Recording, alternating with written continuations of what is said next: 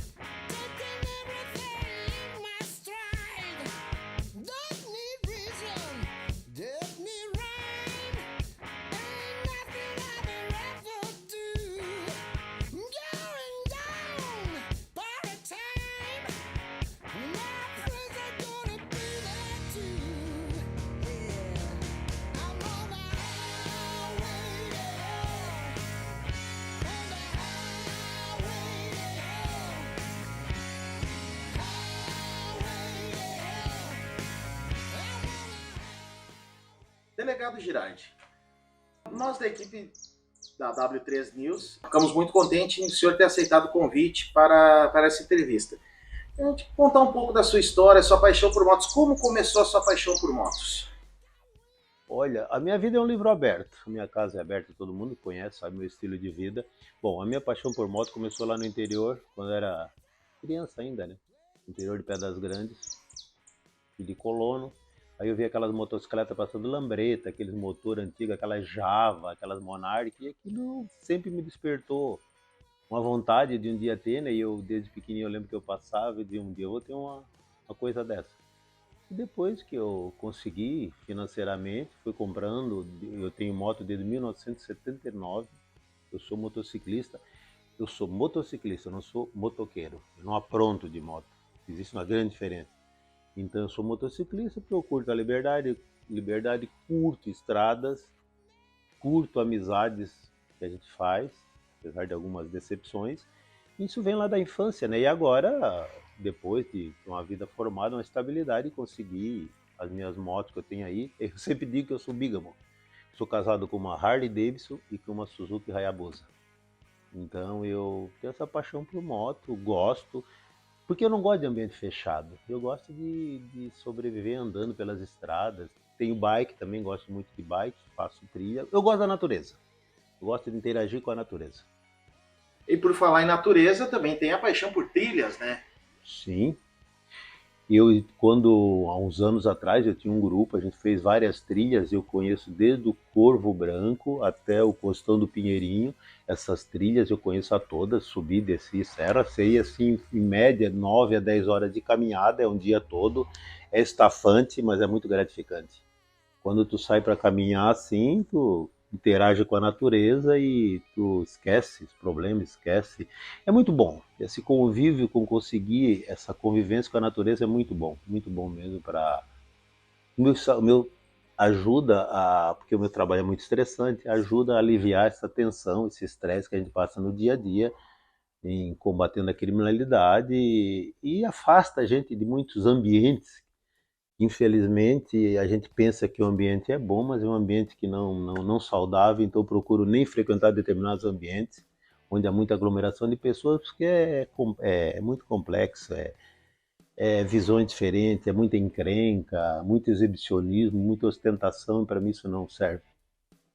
Também tem agora uma história, delegado, que é assim, todo mundo conhece por Girardi, mas teve como batismo Giraldi, mas agora também foi atrás por causa da cidadania italiana, é Geraldo.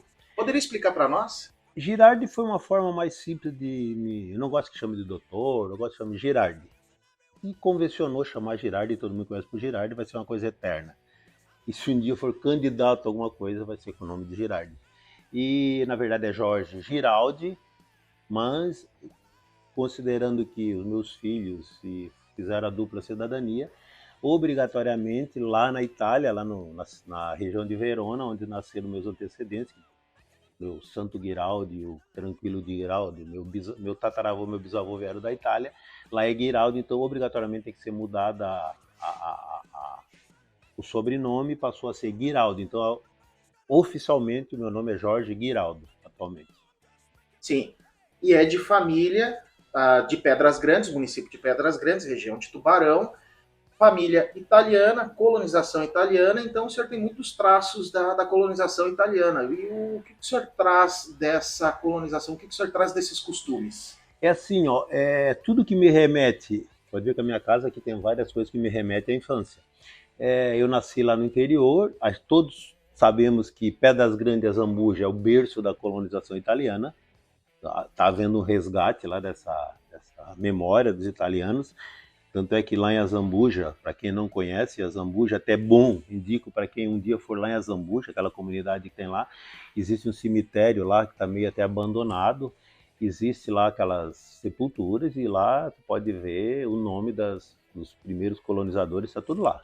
E parece que eles vão reformar aquele cemitério lá, que seria reviver a história, né? Bom, então meus antepassados vieram da região de Verona, se instalaram ali em Pedras Grandes, região de Pedras Grandes, São João das Zambuja, 13 de Maio, e tem alguns parentes que residem lá, então a minha família é toda dessa região.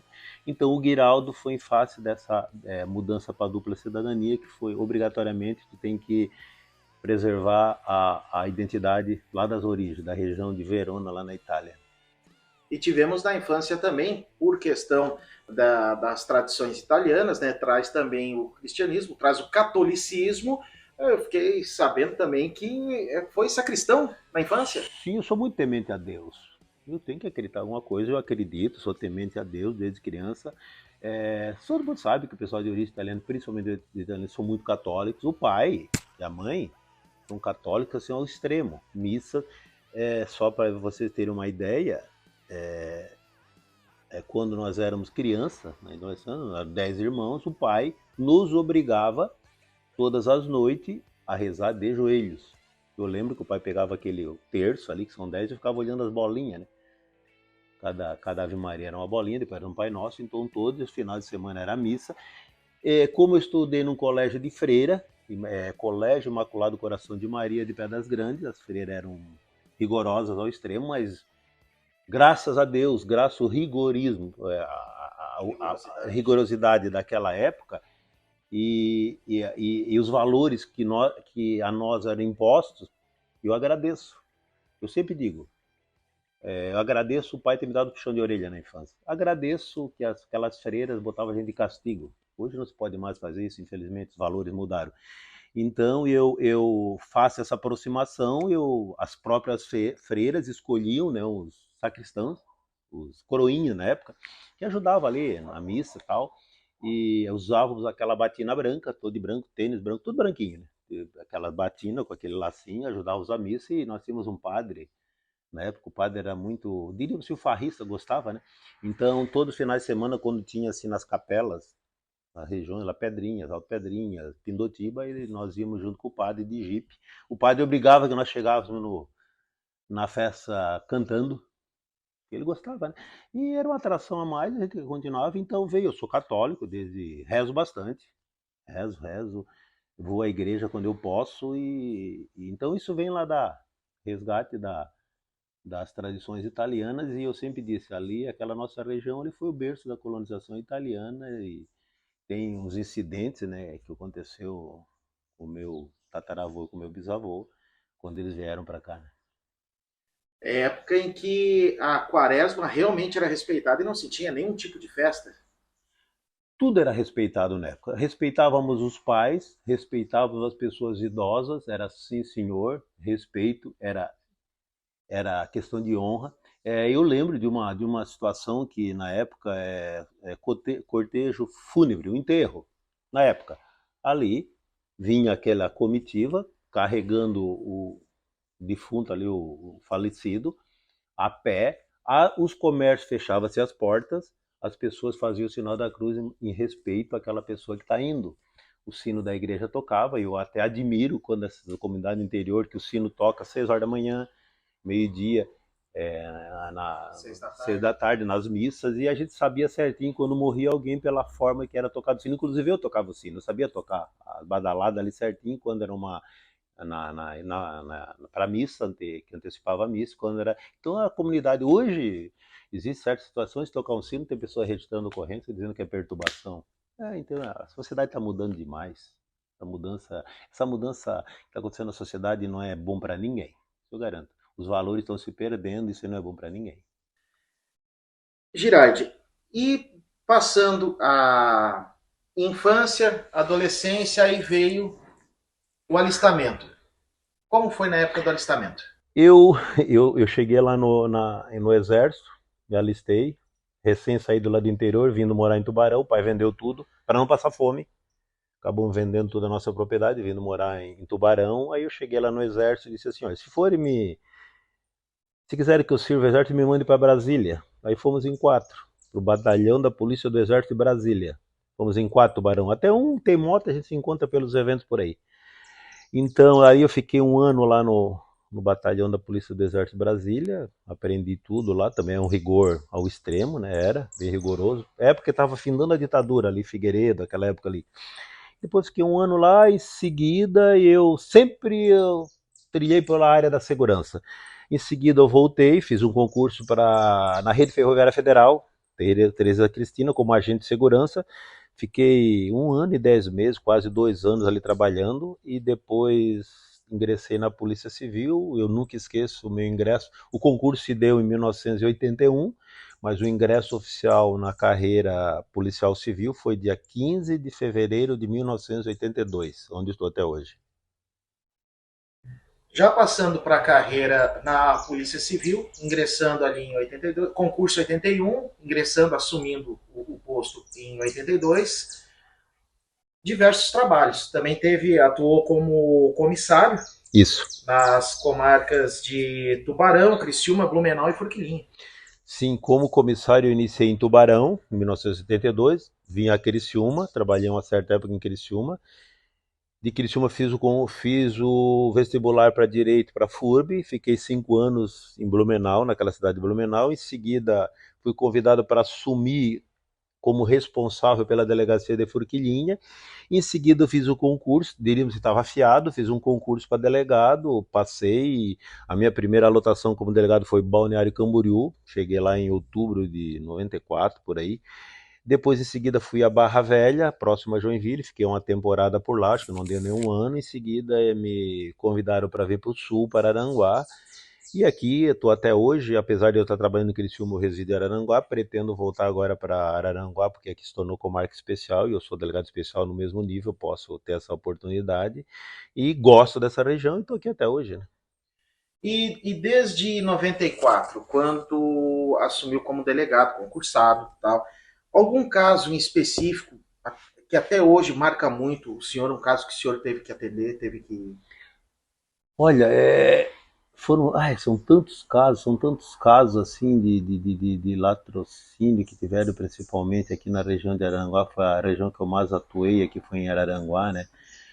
Eu lembro que teve a morte, se disser que um caso é mais polêmico que o outro, eu atendi vários latrocínios. Uma coisa que sempre me chamava a atenção e que eu dava muita atenção era quando era latrocínio contra idoso. Foram vários, o que aconteceu aqui. Teve um caso aqui no Arroio do Silva, eu lembro, de um senhor que marcou bastante, né, me chocou bastante a forma cruel como ele foi morto, um cidadão aqui, um senhor idoso aqui de Turvo. Ele foi morto dentro de casa, amarrado, torturado por um casal aí, porque eles achavam que um idoso tinha dinheiro, mas não tinha. Foram com essa intenção de roubar. Nós conseguimos prender o casal e ele pegou 45 anos de cadeia, ela pegou uns 30, não sei quantos anos. Então, essa é o caso, assim, e teve aquele caso bastante polêmico também, que foi muito comentado há uns 20 anos atrás, daquela moça que foi morta, foi encontrada ali no perto de Maracajá, sem os seios, o cara cortou os seios, retalhou a moça e conseguimos descobrir, e o cara foi preso e foi condenado também. Então são vários, se eu nominar, mas foram vários, assim. Mas isso eu lembro, esse do Arroio do Silva me chocou muito, porque a forma cruel como eu encontrei aquela vítima, né, com a faca assim enterrada no pescoço. Então isso aí choca muito. E eu me dedicava, eu dizia para as pessoas assim, eu fui um delegado que eu gostava muito de rua. Hoje em dia não tem mais isso. Hoje em dia policial raiz não tem mais. Policial raiz, aquele policial que enfrenta a marginal, aquele policial que não tem medo. Hoje em dia se criou uma leva, muita gente até pode me criticar, não tem problema nenhum, criou-se uma leva de policial que só sabe ficar atrás do computador, de rua não entende nada. Eu entendia muito de rua, até hoje eu trabalho, faço buscas, tanto é que há 10 dias atrás fomos a São Paulo, região de Santo André, fazer busca lá em marginais lá que praticam estelionato, eu procuro dar, eu gosto mesmo. Então, infelizmente, aquele policial raiz, aquele policial pegador que não tem medo, está em extinção. Isso é uma espécie em extinção. A gente, quando conversa com policiais mais antigos, vê que hoje muitos falam de policial Nutella. Muita gente não vai gostar, mas só sabe ficar atrás de um computador, fazendo relatóriozinho, mas no momento de agir, não sabe nem como agir às vezes. E o policial raiz é aquele policial que não tem medo. Eu não tenho medo, nunca tive medo, tanto é que eu tenho 42 anos de polícia, já matei, fui obrigado a matar, nunca levei um tiro, já houve troca de tiro, mas nunca, graças a Deus, não. Agora eu não tenho receio. Não tenho receio, eu sou sempre linha de frente. Se tiver que chutar a porta aí, eu chuto. Eu sempre gosto de acompanhar os policiais na busca. E sobrevivi 42 anos prendendo marginais, inclusive de alta periculosidade, principalmente aqui em Araranguá. Né? Foi aqui que a região que eu mais trabalhei. Delegado Girardi, para a gente se encaminhar para o encerramento dessa entrevista, eu deixo essa pergunta para o senhor. Como o senhor vê a sociedade hoje? É um caos. A sociedade está um caos. Se não se rever os valores morais, nós vamos afundar.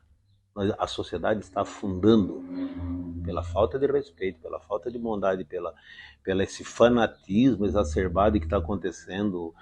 Com o advento da internet mesmo, a coisa piorou. Se não houver respeito, se não houver uma mudança de valores, não adianta, que a sociedade está afundando. A gente percebe que hoje em dia ninguém tem medo de mais nada. Não há um respeito às pessoas idosas, não há um respeito às pessoas enfermas, não há respeito às instituições, ataques e ataques às instituições. Alguma coisa tem que ser revisto.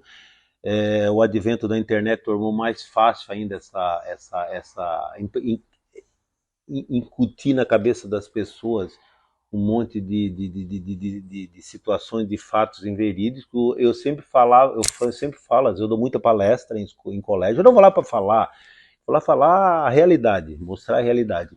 Então, antes os pais tinham muito medo de que os filhos fossem até a rua, o que poderia acontecer. Hoje, as informações para dentro de casa, o pai tem que tomar cuidado com o filho na rua, e quando ele está trancado dentro de casa, na frente do computador, está recebendo uma gama de informações que vem de todos os tipos. Então a sociedade vai ter que ser revista. Essas situações de uso de aparelho celular, uso de internet, tem que ser revisto. Tem que ter regras, mas é difícil, porque a sociedade está afundando. A gente percebe, nós não somos mais respeitados como antigamente. Não há mais o respeito com as pessoas. Hoje eu digo, tem um velório aqui, tem uma festa aqui do lado. Hoje, se tu entrar dentro de uma igreja, porque eu sou católico, eu vou para a igreja, apesar da minha aparência, eu sou católico e não bebo, não fumo, não uso droga, nunca cigarro eu detesto. Hoje, se tu vai numa igreja, existe uma pessoa idosa com o seu netinho, aquela faixa entre a adolescência e os adultos, ali tu não vê numa igreja, tu vê uma pessoa idosa, às vezes uma criança, né? Raramente. Então, eu acho que está faltando respeito, está faltando autoridade dos pais dentro de casa. Mas eu digo uma coisa para ti, né? Quando o pai deixa de ser uma referência para o filho, ele não tem mais moral para chamar atenção. Porque na delegacia, hoje a gente vê filhos dando de dedo nos pais, dizendo assim, tu não presta, tu me ensinou, pô, aí o pai fica boquiaberto, sem ação, porque realmente o pai falhou. Não existe mais aquela educação à moda antiga. Eu não digo para maltratar uma criança. Puxão de orelha não faz mal para ninguém. Ninguém ficou surdo levando puxão de orelha. A pessoa tem que ter respeito, tem que respeitar. Tem que respeitar regras.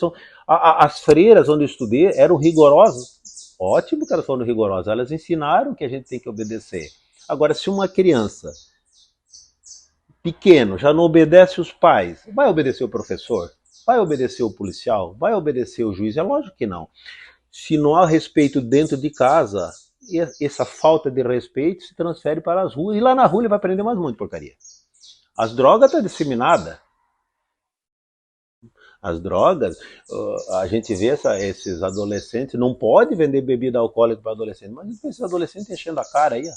Mas tem Então, o de maior que vai lá e compra e entrega para os esse é o menores. problema. Então, por isso que eu digo, a sociedade está caminhando para um buraco. Se não se rever essas regras, principalmente que esse fanatismo agora, essa divisão da sociedade, principalmente aqui no Brasil, em termos de mundial, desse fanatismo aí político das últimas eleições, dividiu a sociedade e tem gente brigando até hoje, tem gente que não conversa mais comigo por causa da minha opção. Então é um desrespeito, eu acho que tem que se rever isso. Ah, mas daí vem aquela situação, eu não posso fazer nada, aí o pai vem com aquela desculpa, eu não posso fazer nada porque o conselho tutelar vem e me pune. Não. Eu acho que tu ser severo, tu ser com relação à educação, tu não está cometendo crime. Não está cometendo nenhum desrespeito. Tem que ser severo. Antigamente o pai dizia 6 horas da tarde o senhor vai ter que estar aqui em casa. E a gente chegava, você não dormia na rua. Hoje o pai sai para fazer uma festa, o filho sai para outro lado, se encontram 2 dias depois. E o pior de tudo, né, é quando o pai vai ver o filho no ML, né? Pela sua falta de autoridade, o cara sai aprontando, ou dá um carro para uma criança, para um adolescente, e aí acaba um acidente, ou se envolve em questões de briga de rua, alguma coisa parecida, e acaba indo lá visitar o filho no ML. Então, por essas e outras razões, tem que haver mudança de regra. Eu vejo essa mudança. Eu vivi o lado antigo e estou vivendo o lado novo. Eu prefiro o antigo. Eu prefiro a educação lá para os anos 60, 70. A educação moderna não está funcionando. Não está funcionando. Não está. Realmente não está porque não há mais respeito pelas instituições, pelas pessoas e de uma forma geral. E para a gente encerrar essa entrevista, Girardi, que recado o senhor deixa para os jovens que ainda têm um pouco de consciência na cabeça, que desejam um dia ingressar, porque muitos têm sonhos, Sim. e alguns têm sonhos de ingressar na polícia? Que mensagem que o senhor deixa para que podemos resgatar bons policiais? É assim, eu até me sinto satisfeito quando eu chego a algumas pessoas, Jorge, eu ingressei na polícia. Tem delegados que me falam até hoje, ó, ingressei na polícia por caso fosse um espelho, forma que tu agia. A primeira coisa, que a pessoa quiser ter sucesso na vida, escolha as amizades. Deixa de frequentar determinados locais. Eu volto à minha infância. Existem pessoas conhecidas minhas que lá da infância, uns já faleceram, outros até tiveram presos, eles optaram. Eles às vezes me convidavam, o jovem falava, não, eu não quero. Vão vocês, eu quero estudar, eu quero... Eu não digo que eu não fiz aqueles aprontos de juventude, aquelas brincadeiras, mas é tudo saudável. Agora, a primeira coisa que os pais, que os jovens que queiram ter um sucesso na vida, renunciem a algumas situações da vida social. Não é porque teu amigo vai fazer aquilo que tem que fazer, não. Tu faz, eu vou seguir por esse caminho. Não siga o mesmo caminho, porque às vezes está levado. Deixa de frequentar determinados locais. Não precisa. Eu, por exemplo, eu interajo com a natureza. Eu tenho a mesma motocicleta. Eu não gosto de sociedade. Não gosto daquela imposição social, aquelas coisas assim que são regradas que tu tens que seguir, não. Segue o teu instinto, vá seguir uma vida honesta, renuncia a muita coisa e renuncia às amizades. Eu vivo sozinho aqui e não sinto falta de pessoas perto de mim. Eu me encontro com as pessoas por aí. E raramente eu frequento determinadas locais, determinada residência. No momento que eu vou em algum local que eu vejo que tem determinadas pessoas, eu já me afasto. Não, isso aqui não serve para andar do meu lado. Então renuncie.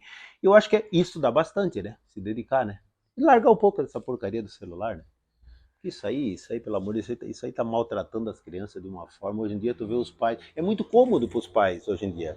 Tu dá um celular, tu dá um brinquedinho pro filho, tu dá um celular pro filho, bota o filho na frente da televisão com um saco de chips e pipoca ali do lado, a criança fica ali, não incomoda. Ficou cômodo.